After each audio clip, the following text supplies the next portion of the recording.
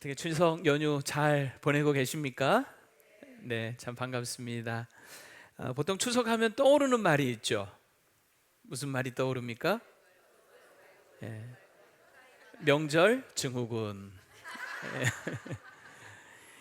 설날이나 이 추석 같은 명절에 받고 싶지 않은 선물이 있습니다. 이게 명절이 아니면 받지 않아도 될 선물이죠. 뭘까요? 명절 증후군입니다. 이 건강보험 심사평가원에서 이 설날이나 추석 이후에 급증하는 환자가 있다 그러더라고요. 뭘까요? 화병. 화병 환자가 이렇게 급증한대요. 증상으로 두통, 어지러움, 위장장애, 소화불량, 피로, 우울, 호흡곤란을 호소하면서 병원을 찾는 이들이 갑자기 늘어난다는 거예요. 또 짜증으로 얼굴에 주름살이 들기도 하고 뾰루지가 생기기도 합니다. 동그랑땡을 비롯해서 각종 음식 온갖 장만을 다 해야 되고, 또 그거 설거지 다 청소해야 되고, 또 부모님 선물 뭐 해야 되나 선물 준비해, 또 장시간 밀리는 그 긴 이동거리, 거기서 오는 피로감들, 무엇보다도 이 가족 간의 그 관계 속에서 오는 갈등들이 어쩌면 이 명절에 우리가 받는 스트레스이죠. 오늘 우리 장로님 기도해 주신 것처럼 그럼에도 불구하고 고향을 찾는 설렘 있지만 또 그만큼 우리가 받는 이런 스트레스도 있는 것 같아요.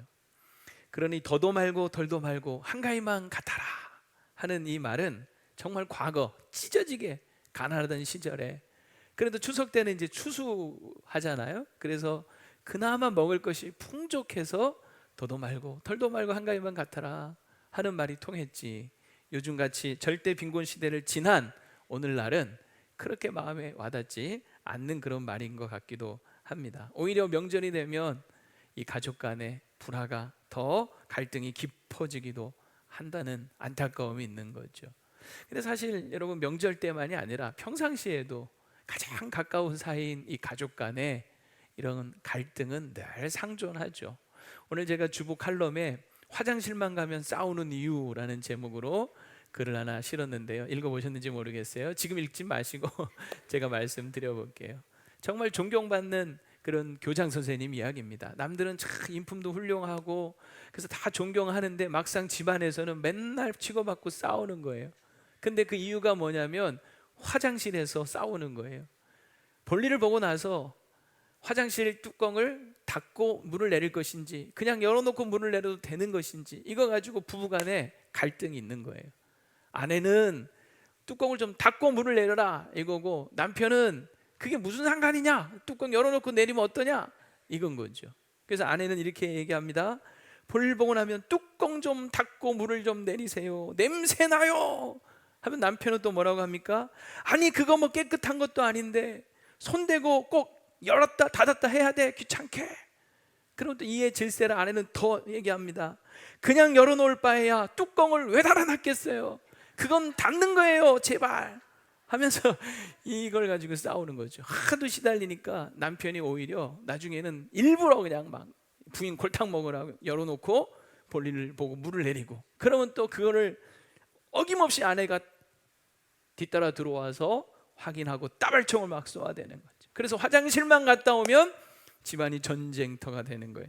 이 논쟁을 수십 년째 했다는 겁니다. 그러다가 도저히 결론이 안 나니까 변기를 처음 만든 사람을 수소문해서 그 사람에게 한번 결판을 내자 물어보고, 도대체 왜 이 변기 뚜껑을 만들었는지 그 의도가 뭔지 한번 물어보자 하면서 시도까지 했지만 변기를 처음 만든 사람을 찾을 수가 없어서 결국 포기했다는 거예요. 여러분, 문제가 뭘까요? 정말 화장실 변기 뚜껑의 문제일까요? 사실 이 문제의 본질은 뭐냐면 사랑입니다. 사랑. 뚜껑은 비본질인 거죠. 정말 아내를 사랑한다면, 그리고 정말 남편을 존중한다면 사실 이건 문제도 안 되는 거죠. 문제가 금방 해결되는 거죠.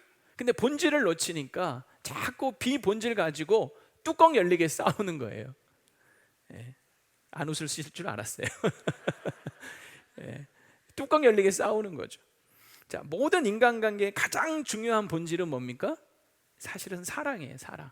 모든 부부관계든 부모 자식 관계든 이웃 간의 관계든 인간관계에 하나님이 처음 세상을 창조하시고 사람을 만드셨을 때 하나님이 우리 모든 인간관계 근본으로 만들어주신 것은 사랑의 관계라는 거예요. 너는 나다 이거죠.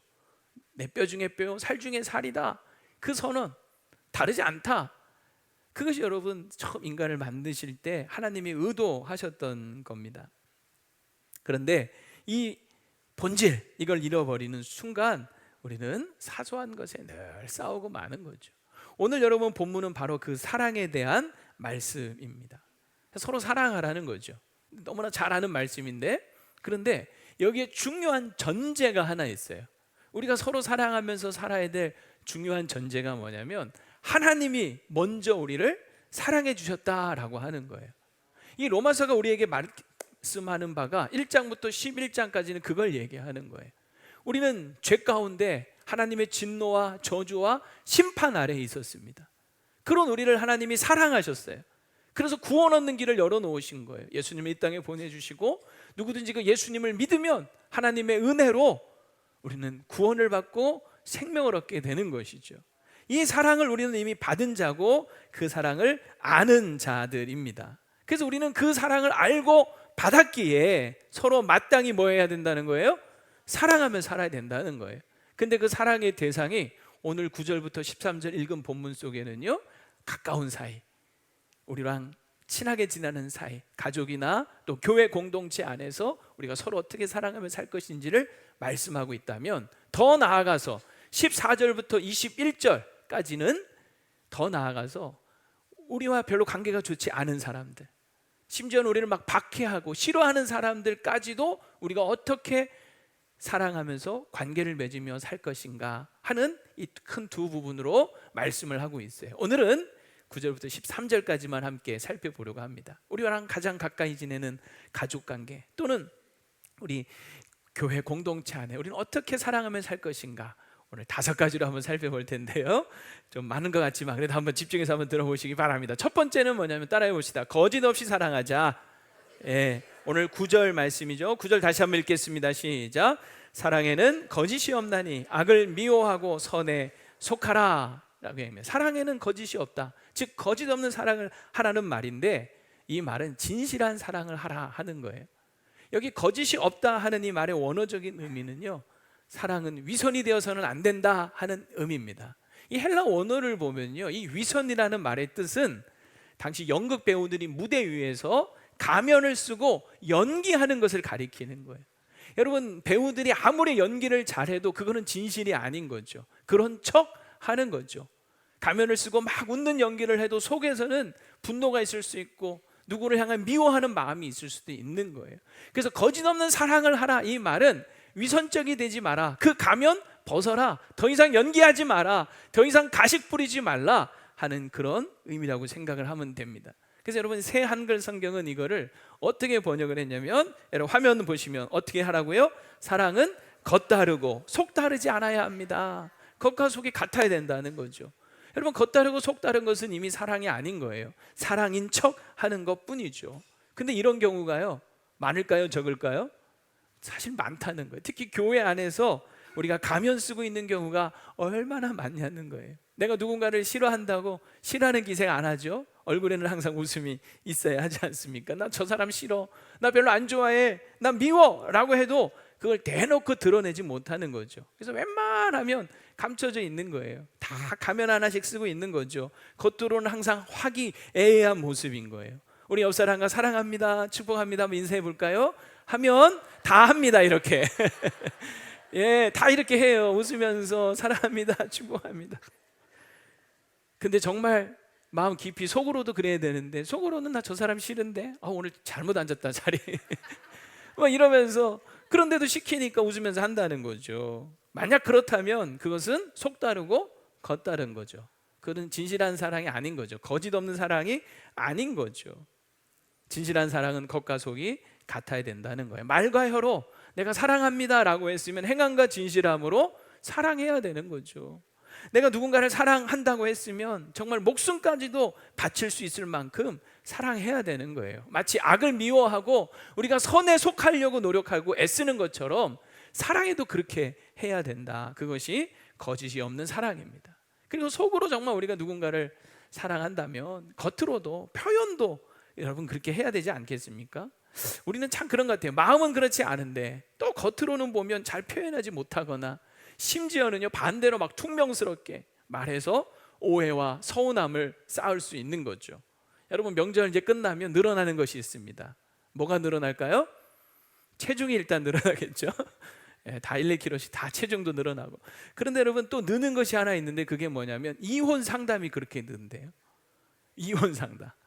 그래서 실제로 이혼까지 이어지는 경우도 있다는 거예요. 그래서 여러분 어떻게든 이 명절 증후군을 극복해야 되는데 제가 어제 설교 준비하면서 인터넷으로 좀 이것저것 찾아보다 보니까 명절 증후군 어떻게 극복할 것인가 한 가지 예를 들어보면 명절 모임을 개선하기 위해서 총대 메고 갈아엎어야 된다. 배째기, 그리고 조상을 모시지 않는 종교 믿기 뭐 이런 내용도 있더라고요.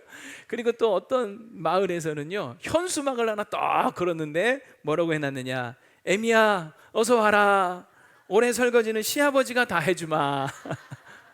이게 여러분 진도에 있는 의심면에 이장단에 이렇게 걸어놨다는 거예요.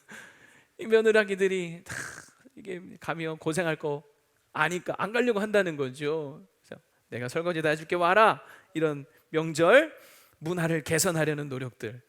근데 사실 여러분 우리가 이 명절 증후군 극복하는 아주 좋은 방법이 있어요. 그건 뭐냐면 말로라도 일단 정말 따뜻하게 표현을 좀 하라는 거예요. 사실 마음으로 다 고맙잖아요. 고생하고 수고하는 거 알고.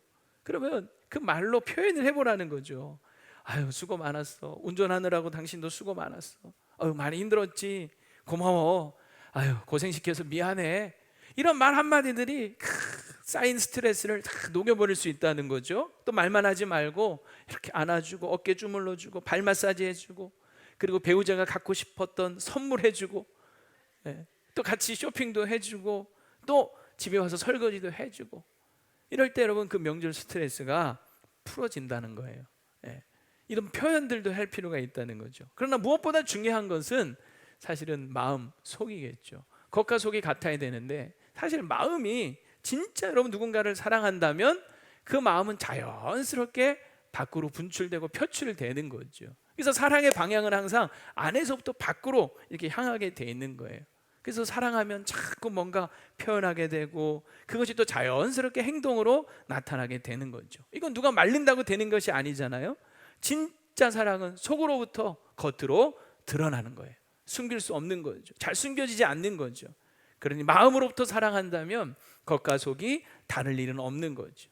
그래서 우리가 자꾸 겉으로만 사랑합니다, 사랑합니다 이렇게 할 게 아니라 진짜 속으로부터 사랑하는 마음을 달라고 구하시고 속으로부터 마음으로부터 사랑하기를 힘쓰시기 바랍니다. 그래서 정말 겉과 속이 다르지 않는 거짓 없는 사랑 여러분 하시기를 축복합니다.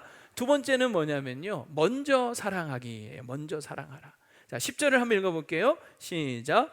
형제를 사랑하여 서로 우애하고 존경하기를 서로 먼저 하며. 여기 핵심 구절은 뭐냐면 서로 먼저입니다. 서로 우애하고 그리고 서로 막 존경해 주기를 서로 먼저 막 하라는 거예요. 서로 먼저. 막 뒤질세라 그냥 내가 먼저 칭찬하고 높여주고 이거를 서로 막 먼저 하라는 거죠. 이제 공동번역 성경으로 이 부분을 읽어보니까, 자 한번 화면으로 보실게요. 형제의 사랑으로 서로 사랑하고 다투어 서로 남을 존경하는 일에 뒤지지 마십시오. 서로 존경하는 일에 뒤지지 않기 위해서 막 다투듯이 한다는 거예요. 이거 여러분 표현이 참 재밌지 않습니까? 서로 막 축켜 세워주고 높여주기 위해서 막 내가 저 사람한테 지면 안 되지 하고 막 다투면서 하라는 거예요. 어떻게든 흠잡고 어떻게든 깎아내리지 못해서 안 달라서 모이기만 하면 흉보고 뒷담화하고 그러지 말고 어떻게 높여줄까 앞다퉈서 여러분 뒤질세라 남을 먼저 존경하고 축혀 세워줄 수 있는 여러분 되기를 바랍니다. 근데 절대 남에게 지지 않으려고 하는 그런 못된 마음도 있는 것 같아요. 저 인간이 먼저 잘못했다고 하지 않으면 나는 절대 저 인간을 용서할 수 없어. 절대 손 먼저 내밀 수 없어. 내가 먼저 손 내미는 것은 내가 지는 거고, 그래서 내가 그동안 말했던 거 생각했던 거 다 틀렸다고 인정하는 것 같아서 나는 도무지 할 수 없어 하면서 아주 끝까지 막 지지 않으려고 버티는 거죠. 저 사람이 먼저 숙이고 들어오면 내가 그때 마지못해 받아주고 용서하고 사랑해 줄 거야 하는 그런 마음을 품고 여러분이 있다면 여러분 어떻게 될까요? 만약 정말 그 사람이, 상대방이, 그 인간이 나한테 와서 먼저 손 내밀고 미안하다 하고 다가오면요, 누가 이긴 겁니까? 내가 진 거예요. 내가 진 거예요. 이미 지는 거죠. 그리고 나는 말씀과는 아무 상관없는 사람이 되고 마는 거죠. 말씀에서는 분명히 먼저 사랑하라고 했는데 나는 그거 하기 싫다고 지금 기다리고 있는데 그 사람이 먼저 손을 내밀었으니 그 사람이 말씀의 사람이 되는 거죠. 나는 말씀과 상관없는 사람이 되고 마는 거예요. 그래서 정말 누가 먼저 여러분 손 내밀고 누가 먼저 져줄까요? 말씀에 붙잡힌 사람이 먼저 손 내밀고 먼저 져주더라고요. 그리고 그런 사람이 더 큰 사람이 되는 겁니다. 그 증거가 바로 하나님이시죠. 여러분, 하나님은 우리를 사랑하시는데 우리가 하나님을 먼저 사랑해서 우리를 사랑해 주시는 게 아니라, 요한일서 4장 19절 같이 한번 읽어봅시다. 시작. 우리가 사랑함은 그가 먼저 우리를 사랑하셨습니다. 그가 먼저 우리를 사랑해 주신 거예요. 우리가 죄인이었을 때, 우리가 하나님과 막 원수 되었을 때에, 그럴 때 하나님이 우리를 자기 아들을 내어주심으로 그 사랑을 확증해 주셨잖아요. 우리를 먼저 사랑해 주신 거, 아무 자격, 아무 이유, 아무 조건 없는데 그냥 우리를 먼저 사랑해 주신 거예요. 그래서 우리가 하나님을 또 사랑할 수 있게 된 거죠. 이게 보면 이게 순서예요. 큰 사람이 먼저 사랑하는 거죠. 그리고 먼저 사랑하는 사람이 큰 사람이 되는 겁니다. 자, 화장실만 가면 싸우는 이유, 자, 여기 어떻게 해야 될까? 답을 한번 찾아봅시다. 누가 져줘야 돼요? 누가 누구 말을 들어야 될까요? 화장실 물을 내릴 때 뚜껑을 닫아야 돼요? 뚜껑을 열어도 괜찮아요? 누가 누구 말을 들어야 될까요? 보다 더 성숙한 사람, 보다 더 큰 사람, 보다 더 인품이 훌륭한 사람 그 사람이 져주는 거예요. 그럼 어떻게 해야 될까요? 시작. 그렇게 되시기 바랍니다. 내가 더 큰 사람이면 내가 양보하고 내가 져주는 거죠. 웬만하면 여러분 져주시기를 바랍니다. 먼저 손 내밀기를 기다리지 마시고 먼저 손 내밀 수 있기를 축복합니다. 근데 이게 참 쉽지 않다는 건 저는 알아요. 이제 세월이 좀 많이 갔으니 이제는 말할 수 있는 이야기 하나가 있어요. 제게는 참 아픈 이야기 중에 하나인데, 뭐 이제 세월도 많이 흘렀고 또 그분이 영상을 볼 확률이 거의 없기 때문에 뭐 조심스럽게 얘기를 합니다. 예전에 제가 군대에 있을 때 어떤 교회에서 있었던 일인데요, 한 안수 집사님이 참 특별하셨어요. 좋게 말해서 특별한 거고 참 독특하셨어요. 교회에서 뭔가 이렇게 결정하고 뭔가 하는 일에 대해서 그렇게 사사건건 못마땅하게 생각하시는 거예요. 자기 생각하고 다르다 이거죠. 그런 일들이 몇 건 있다 보니까 이게 점점 오해가 쌓이고 결국 어떤 한 사건에서 이게 터져버리고 말았어요. 무슨 일이었냐면, 제가 이제 목회 계획을 세우면서 구역대학 탁구 대회를 한번 해야 되겠다 하고 계획을 세우고, 우리 교회처럼 이 비전위원회가 있는 것처럼 우리 군인교회는 운영위원회라고 있었어요. 교회 리더십들이 모여서 이제 계획을 세우고 같이 의논하고 결정하는 그런 의결 기구예요. 그래서 이제 그 운영위원회에서 이 안건을 내놓고 계획을 발표하고 이렇게 쭉 얘기를 했더니 다들 너무 좋다고 그러면서 다 동의가 됐어요. 그리고 이제 탁구 대회를 하니까 이제 시상을 해야 되잖아요. 근데 그 시상을 상금을 쫙 걸었어요. 근데 그랬더니 이분이 이제 반대를 하기 시작을 하는 거예요. 지금 교회가 전도하고 선교해야지 무슨 탁구 대회냐. 그리고 자기가 교회 생활 수십 년 해봤지만 교회에서 돈 걸어놓고 이런 대회 하는 건 처음 봤다. 무슨 교회가 뭐죠? 사행을 조장하는 뭐 그런 데냐? 뭐 이런 식으로 반응을 하시더라고요. 그래서 제가 차근히 설명을 드렸죠. 맞습니다. 우리 교회가 선교하고 전도하는 거 중요하죠. 근데 그거 안 하겠다는 게 아니라 그것도 하면서, 그러나 교인들끼리 서로 단합도 하고 친교도 하고 하는 것도 중요하지 않겠습니까? 그리고 또 시상으로 현금을 돈을 주는 거나 그 돈으로 상품을 사서 주는 거나 뭐 사실 그거 아니겠냐. 오히려 상금을 줘서 그것을 구역 식구들끼리 뭐 회식을 하거나 또 필요한 거 사는 게 훨씬 더 좋지 않겠냐. 교인들도 다 원하지 않느냐 하고 차근히 설명을 드렸어요. 여러분 어떻습니까? 납득이 되십니까? 네, 고맙습니다.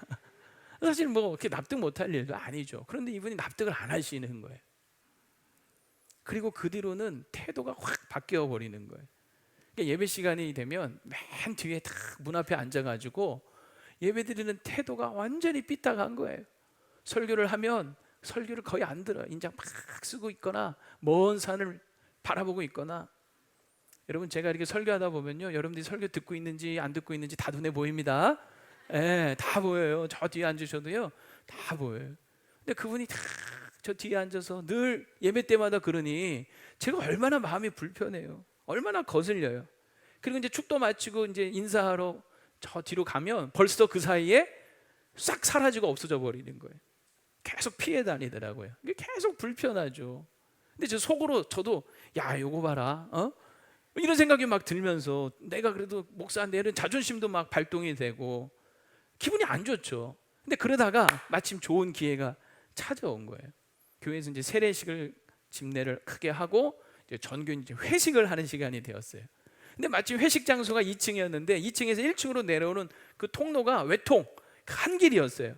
그래서 이제 식사를 마치고 제가 빨리 내려가서 그 1층에서 한 명씩 이제 악수하면서 오늘 고생 많았다고 이렇게 이제 그 지휘관도 교인이었기 때문에 같이 둘이 나란히 서서 한 번씩 이제 악수를 해주는 거죠. 이제 그분도 이제 내려오기 시작을 하는 거예요. 완전 뭐예요? 외통수가 딱 된 거예요. 빠져나갈 수가 없는 거죠. 드디어 한 명씩 이제 지나가고 그분이 가까이 다가왔어요. 저도 막 약간 긴장이 되더라고요. 그래도 반갑게 집사님 하고 손을 탁 내밀었는데 이분이 어떻게 하냐면 이 손을 자기 옷 속으로 싹 이렇게 숨기면서 몸을 확 틀면서 저를 피해서 옆으로 쓱 지나가는 거예요. 그걸 보고 우리 그 지휘관 집사님도 깜짝 놀라시더라고요. 저 사람 왜 저래요? 저한테 묻더라고요. 근데 뭐 다 얘기할 수는 없고. 와, 정말 황당하더라고요. 그리고 이제 계속 불편한 거죠. 야, 인간이 어떻게 저럴 수 있나 싶은 생각도 들고. 그렇게 여러분 몇 개월이 그냥 지나간 그 불편한 관계가. 근데 이제 그게 이제 성탄절 예배가 되었어요. 근데 성탄절 예배 제가 설교를 하려고 준비하는데 계속 마음에 걸리는 거예요. 야, 내가 이 성탄절날 저 사람하고 풀지 않으면 내가 이거 도저히 설교할 수가 없겠다 하는 생각이 들어서 성탄절 예배 전에 이분이 어디 있나 막 찾아다녔어요. 그랬더니 이제 마침 이분이 교회 그 군종별 사무실에 혼자 앉아서 뭐 이렇게 하고 있더라고요. 마침 잘 됐다. 아무도 없는데. 그래서 제가 용기를 내서 사무실에 쑥 들어갔죠. 그리고 집사님, 이제 좀 풉시다. 아이고, 제가 미안해요 하면서 손을 이렇게 또 내밀었어요. 여러분, 어떻게 됐을 것 같아요? 이분이 자리에서 벌떡 일어나 저를 쳐다보지도 않고 휙 몸을 돌려서 다음에요 하고 나가버리는 거예요. 그리고 그 다음 이제 성탄절이었는데 그 다음에 새해 첫 주부터 다른 민간교회로 나가버렸어요. 교회를 옮겨버렸어요. 제가 여러분 열받았을까요? 안 받았을까요? 네? 안 받았어요? 제가 아무리 인품이 훌륭하고 고매하고 넓은 마음을 가졌어도요 열받더라고요. 야, 내가 이렇게까지 하는데 내가 진짜 목사로서 진짜 내가 자존심 졌고 이렇게까지 하는데 야, 이거 인생이 이러면 안 되지 막 이런 생각, 막 분한 심정 막 드는 거예요. 어디 감히 목사가 먼저 이렇게 손을 내미는데 이렇게 외면하고, 야, 이건 인간이 아니구나 이런 생각이 들더라고요. 근데 제가 지금 이렇게 생각해 보면 참 마음이 아파요.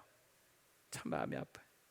야, 그때 내가 할 만큼 했으니까 이 정도 했으면 됐지 하고 끝일 것이 아니라 그때 자존심 한 번 더 접고 그 뛰쳐나간 분 찾아가서 다시 한번 손 내밀었으면 어땠을까 하는 그런 아쉬움과 후회가 지금도 있어요.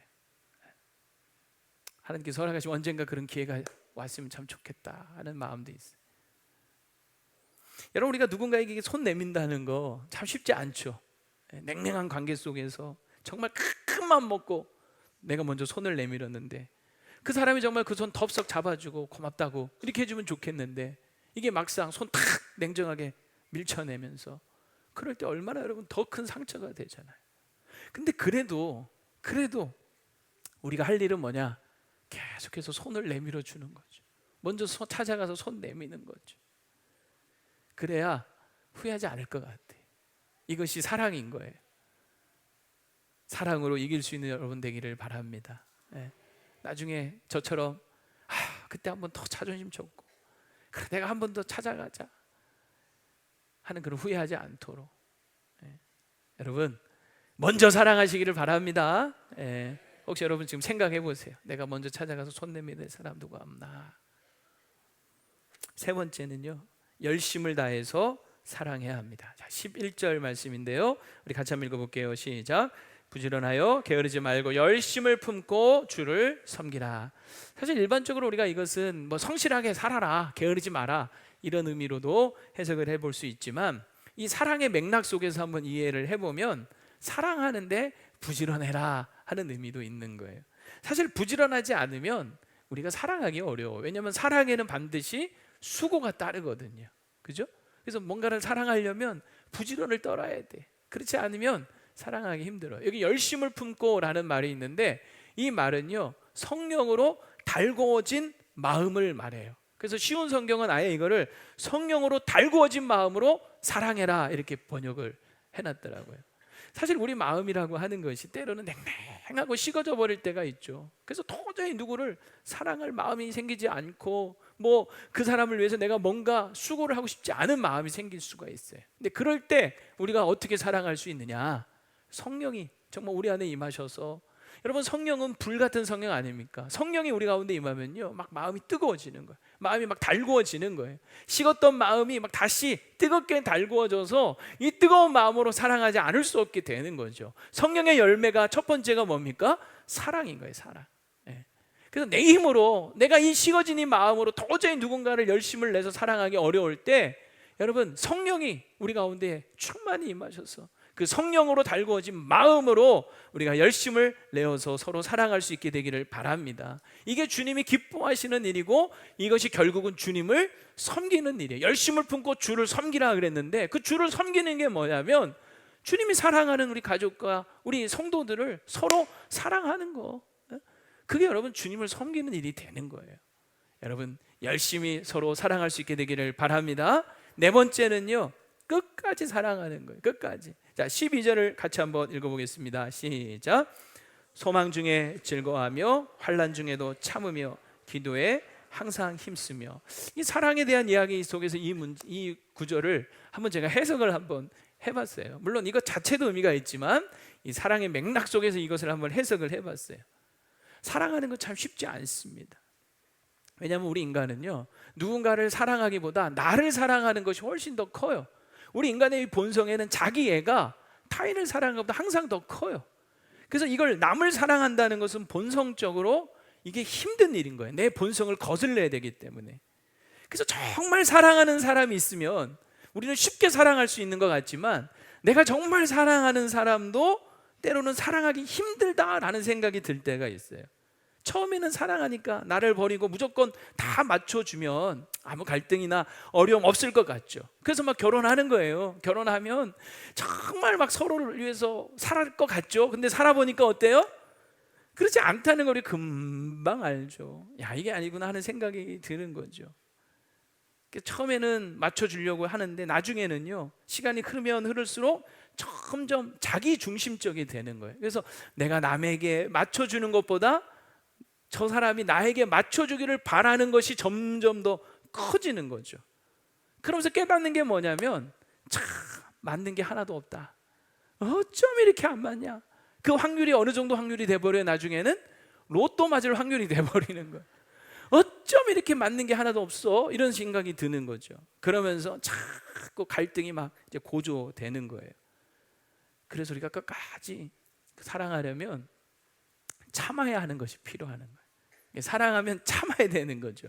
그래서 오늘 본문의 12절이 그 말씀으로 해석이 되는 거예요. 소망 중에 즐거워하라. 아무리 사랑하다가 힘들어도 소망을 잃지 말라는 거죠. 아유, 저 인간은 안 돼. 저 인간은 죽었다 깨어나도 안 변할 거야. 이 소망 잃어버리면요 더 이상 즐겁지가 않은 거예요. 그래도 소망을 품고 있으면요 어떻게든지 즐거울 수 있는 거죠. 소망 중에 즐거워하라. 여러분, 사람에 대해서 소망을 잃지 않기를 바랍니다. 남편이든 자식이든 우리 성도 안에든 끝까지 소망을 품고 있으면 그 사람을 사랑하는 게 그래도 즐거운 거예요. 그러면서 여러 가지 살면서 이런저런 환난도 참게 되는 거죠. 그래서 환난을 참고, 근데 참으면서 참기만 하면 안 되고 어떻게 해야 돼요? 기도에 항상 힘쓰며 기도하면서 참는 거죠. 그렇게 끝까지 그냥 같이 사는 거예요. 여러분, 부부라는 것도 그렇잖아요. 뜨겁게 사랑했던 그 부부가 사랑으로 사는 게 아니라 나중에는 뭘로 살아요? 정으로 살고, 나중에는 또 의리로 살고, 그리고 산전수전 공중전 다 겪으면서 나중에는 전우회로 살고, 그리고 정말 나중에는 신앙의 힘으로, 믿음으로 그냥 사는 거예요. 믿음으로. 하나님 내게 맡겨준 십자가구나 나를 나대게 하시려고 맡기셨구나 하면서 그냥 믿음으로, 신앙으로 사는 거죠. 근데요, 그렇게 살다 보면 없던 소망도 생기고, 그리고 이런저런 환난도 참고 이기게 되고, 그리고 내가 기도하는 것도 응답받게 될 줄로 믿습니다. 그래서 끝까지 사랑하려면 소망 중에 즐거워하고 환난을 참고 기도에 항상 힘써야 되는 거죠. 마지막 5번째는요, 대접하며 사랑해라. 오늘 13절 말씀 같이 읽겠습니다. 시작. 성도들의 쓸 것을 공급하며 손 대접하기를 힘쓰라. 여러분, 초대교회는 보면 참 가난한 사람들이 많았어요. 물론 부유한 사람들 중에도 예수님을 믿는 사람들이 있었지만 대부분은 가난한 사람들이었어요. 그런데 그 부유한 사람들이 그 가난한 사람들을 외면하지 않고 그들의 필요를 보고 그 필요를 채워주기 위해서 자신의 물건을 나누고 그 물건을 팔아서 서로 통용하면서 아름다운 하나님 나라 공동체를 만들어 갔던 거예요. 참 이게 정말 교회의 모습이고 아름다운 모습인 거죠. 며칠 전에 우리 권사님 한 분이 저한테 문자를 하나 보내신 게 있어요. 이분이 이제 꿈예배에게 교사신데, 꿈예배 어르신 집을 방문을 해서 대청소를 해주려고 휴가를 냈다는 거예요. 남의 집 하루 이렇게 청소해 주려고 하루 휴가를 냈대요. 얼마나 마음이 귀해요. 근데 휴가를 내서 가서 보니까 그 집은 거의 폐가같이, 거의 막 폐가 수준이더래요. 어디 뭐 정말 눈 뜨고 볼 수가 없더래요. 그리고 이렇게 이제 집에 이렇게 음식 같은 거 이런 건 이제 좀 쌓여 있는 걸 보니까 유통기한이 막 2000년 됐고 2000년 몇 월 며칠 막 이런 것들이 있더라는 거죠. 너무 마음이 아파서 저한테 이렇게 문자를 하셨더라고요. 그러면서 올 이제 추석 앞두고 또 추석 때인가 참 이렇게 문자가 또 하나 왔어요. 목사님, 올 추석에는 제가 이런 분들 돌보느라 목사님께 미처 인사 못 드려서 죄송합니다 하고 문자를 하셨더라고요. 제가 그 문자 보면서 세상에 목사도 안 챙기고 이런 괘씸한 이런 마음이 들었을까요? 저는 마음이 굉장히 넓습니다. 그런 마음 진짜 눈꼽만치도 안 들고, 야, 이분 너무 귀하다, 이분 너무 정말 귀하다는 생각이 들어요. 주님의 마음이 머무는 곳에 그 마음이 머물고 주님의 시선이 향하는 곳에 그 발걸음이 향하는 거 아니겠어요? 그래서 권사님, 하나님 기뻐하십니다. 주님의 마음이 머무는 곳에 발걸음을 향하시면 됩니다. 너무 감사합니다 하고 제가 답장을 드렸어요. 아마 우리 교회가 담장nom이 하면서 이런저런 일들을 하고 있는데 사실 아직 부족하죠. 더 세심하게 더 많은 곳을 우리가 돌아봤으면 좋겠습니다. 그리고 여기 손 대접하기를 힘쓰라 그랬는데, 정말 여러분, 이 초대교회 성도들은 집에 누가 오면 없는 살림에라도 대접하는 걸 좋아했어요. 나그네를 대접하는 것이 하나님을 기쁘시게 하는 일인 걸 알았던 거죠. 그래서 여러분, 아브라함은 부지 중에 천사를 대접하지 않았습니까? 집에 찾아온 나그네를 열심히 대접을 했죠. 그게 결국 천사를 대접하는 거였어요.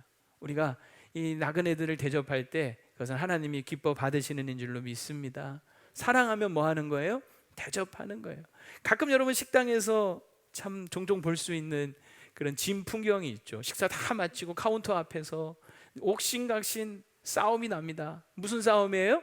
서로 먼저 자기가 계산하겠다고 카드 막 내밀고, 그러면 종업원은 도대체 누구 거를 받아야 되는지 눈치 보면서 참, 그래서 결국은 나중에는 이런 일 없게 하려고 아예 몰래 가서 미리 싹 가서 계산하고 오는 분들도 있죠. 갑자기 뭐 화장실 갔다 온다고 한다든지, 갑자기 막 전화 막 붙들고 나간다든지, 그러면 의심해 봐야 되는 거죠. 돈 계산하러 가는구나 하는 거 아닌가?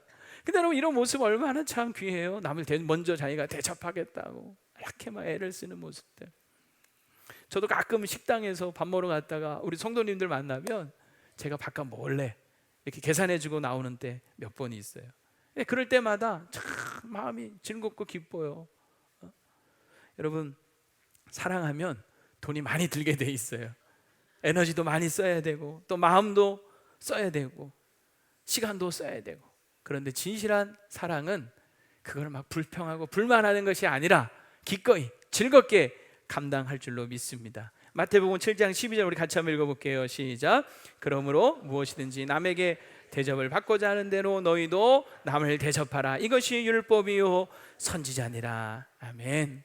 늘 우리가 누군가를 먼저 대접하려고 힘쓰는 것이 사랑이다 기억하시고, 혹시 내가 사랑함으로 대접해야 될 사람 없는가 한번 여러분 생각해 보시기를 바랍니다. 이제 말씀을 정리하려고 합니다. 우리는 복음으로 변화된 그리스도인이죠. 하나님의 사랑을 이미 받았고 하나님의 사랑을 아는 그리스도인입니다. 그래서 우리는 서로 사랑하되, 세상도 여러분 늘 사랑을 얘기하지만 그래도 우리는 조금 달라야 되는 거죠. 하나님의 사랑을 이미 듬뿍 받았고 그 사랑을 아는 자에게 사랑하되 거짓 없는 사랑, 가식적으로 위선적으로 연기하듯이 겉과 속이 다른 게 아니라 진실한 사랑, 말과 혀로만이 아니라 행함과 진실함으로 사랑해야 합니다. 먼저 사랑해야 합니다. 다가오기 전에 먼저 다가가고, 먼저 손 내밀고 먼저 손 내밀고, 말씀에 붙잡혀서 여러분 순종할 수 있게 되기를 바랍니다. 끝까지 손을 거절해도 또 손 내밀고 거절해도 또 손 내밀 수 있는 후회함이 없는 그럼 우리가 되기를 바랍니다. 열심히 사랑해. 우리 식어진 이 가슴, 성령이 달고 주시는 그 마음을 가지고 게으르지 말고 열심히 여러분 성도들을 사랑하고 섬기십시오. 그게 주님을 섬기는 겁니다. 끝까지 사랑합시다.